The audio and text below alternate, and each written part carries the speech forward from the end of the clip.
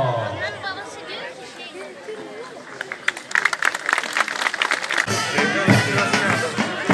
Bugün 15 Kasım 2021.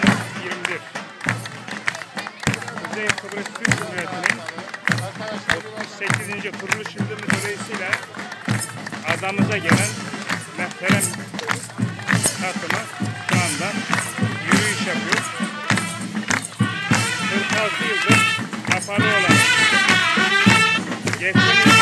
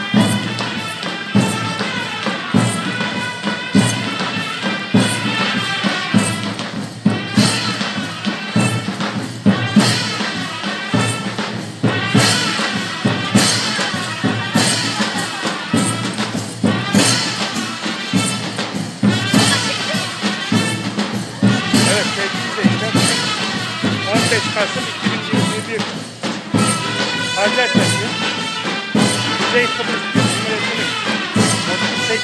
kuruluş yıldönümü meselesiyle adamıza gelen Mehter takımı şu anda 46 yıldır kapalı bulunan geçen yıl açılan Kapalı Maraş Magusa gösteri yapıyor. Aynen gösteri yapılıyor. Sizlere sunuyoruz. Evet, epey sanıyoruz. Ne diyorsun sen? Yani bu gösteri sunmak zor oldu. Memnun musun? Göstericiler gelmiş. Mehter takımından memnun musun? Memnunum biraz. Çok mu memnunsun?